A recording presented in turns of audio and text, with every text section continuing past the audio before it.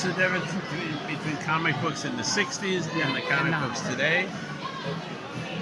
Not any that I can tell. I mean, the writers are more educated, but not completely. The artists are better, but there were good artists back then.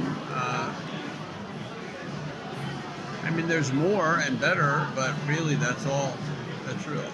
Pretty much the same.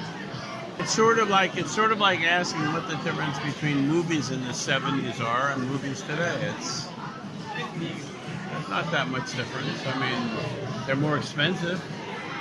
They cost more money to make, but you had in the 70s you had James Bond, and now you have James Bond.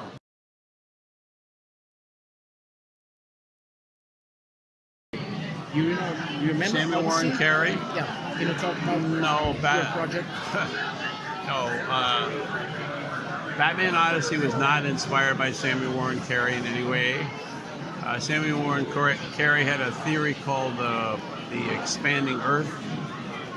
This is Batman Odyssey uses the fantasy of a hollow Earth. Hollow Earth is a stupid idea expressed by many people, but a great idea for fantasy. I mean, Edgar Rice Burroughs did Hollow Earth. H.G. Wells did a Hollow Earth. But it's stupid. I mean, if you go down 2 miles into the Earth, the skin melts off of your body. It's ridiculous.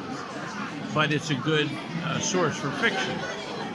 Samuel Warren Carey came up with the concept of the expanding Earth. That's a totally different thing. That's got nothing to do with it. In fact, I'm sure Samuel Warren Carey would laugh at it, at the Hollow Earth, just as I laugh at the Hollow Earth. It's ridiculous.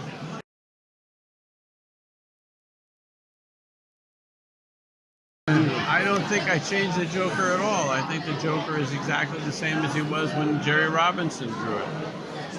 People just don't remember. People think that we made a more serious Joker who killed people. Well, the old Joker killed people. Jerry Robinson's Joker killed people. He used poison gas and exploding cigars, and he killed people. So I don't know that the Joker that we did is any different than the Joker that's always existed. I think people make too much of my contribution to the Joker. My contribution to Batman and the Joker, if anything, was that they're just drawn better. That's all, really. They're the same characters. They act the same way. They're just drawn better.